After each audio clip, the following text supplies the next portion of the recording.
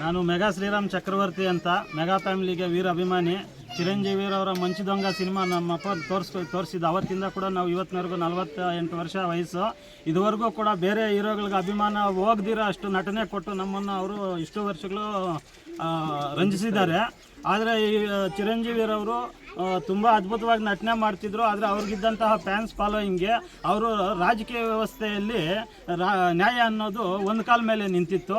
ಅದನ್ನು 4 ಕಾಲ ಮೇಲೆ ನಿಲ್ಲಿಸಬೇಕು ಅಂತ ಹೇಳ್ಬಿಟ್ಟು ಅವರು ಪ್ರಜಾರಾಜ್ಯಂ ಪಾರ್ಟಿಯನ್ನು ಸ್ಥಾಪನೆ ಮಾಡಿದ್ರು.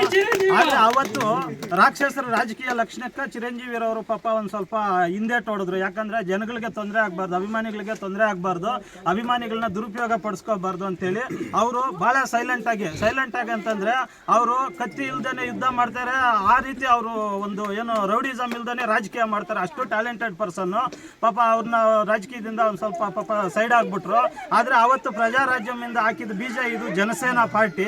ಇವತ್ತು ಈ ಜನಸೇನಾ ಪಾರ್ಟಿ ಯಾವ ರೀತಿ ಇದೆ ಅಂತಂದ್ರೆ ನಿಜವಾಗ್ಲೂ ಹೇಳ್ತೀನಿ, ದೇವತೆಗಳಿಗೆ ರಾಕ್ಷಸರು ಕಾಟ ಕೊಟ್ಟರು.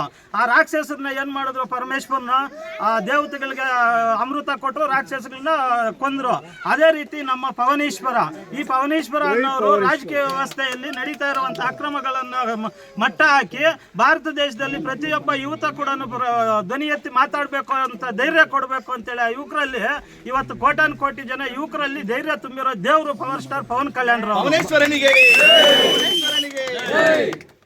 ಒಳ್ಳೆಯತನವನ್ನ ರಾಕ್ಷಸರು ಕೊಲೆ ಮಾಡ್ತಾರೆ, ರಾಕ್ಷಸರನ್ನು ದೇವರು ಕೊಲೆ ಮಾಡ್ತಾರೆ. ಆ ದೇವರೇ ಪವನೇಶ್ವರ, ನಮ್ಮ ಪವರ್ ಸ್ಟಾರ್ ಪವನ್ ಕಲ್ಯಾಣ್ ರವರು.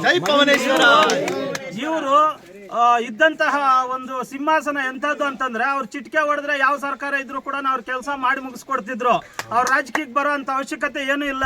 ಆದ್ರೆ ಅವರು ದುಡ್ಡಲ್ಲಿ ಶ್ರೀಮಂತರಾಗಿದ್ದಾರೆ. ಆದ್ರೆ ಬಡವ್ರ ಮೇಲೆ ಇರೋ ಅಭಿಮಾನದಲ್ಲೂ ಕೂಡ ಬಹಳ ಶ್ರೀಮಂತರವರು. ಆ ಬಡವ್ರಿಗೋಸ್ಕರ ಏನಾದ್ರು ಮಾಡಬೇಕು, ಅದಕ್ಕೆ ಅಧಿಕಾರ ಬೇಕು ಅಂತೇಳಿ ಅವ್ರೇನ್ ಮಾಡಿದ್ರು, ಅವ್ರಿಗಿದ್ದಂತ ಸಿಂಹಾಸನವನ್ನ ಪಕ್ಕಕ್ಕಿಟ್ಟು ರಾಜಕೀಯದಲ್ಲಿ ಬಂದ್ರು. ಅವಾಗ ಬಹಳ ಜನ ಹೇಳಿದ್ರು, ಇದು పావులకు ಹಾಕಿ పిల్లకి ಹಾಕಿ నల్లకి ಹಾಕಿ రాజకీయంలో అనుభవం లేదు అని.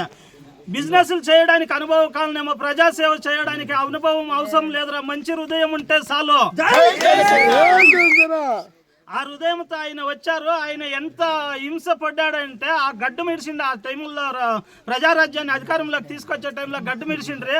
ఆ గడ్డంలోనే తెలుస్తుంది ఆయన బాధ ఎంత ఉంది అని. కానీ ఏదో ఒక బాధపడి భారతదేశ రాజకీయ చరిత్రలోనే ఒక చరిత్ర సృష్టించేశాడు. 21 సీట్కి 21 సీట్లు గెలుచుకొని వచ్చారు. ముందు దినం ఇది భారతదేశంలో కూడా చాలా పెద్ద పార్టీగా జనసేన పార్టీ వస్తుంది. రాక్షసం లక్ష్మణ్ వాళ్ళని విధానసౌధల నుంచి అవతల తరుముతాము.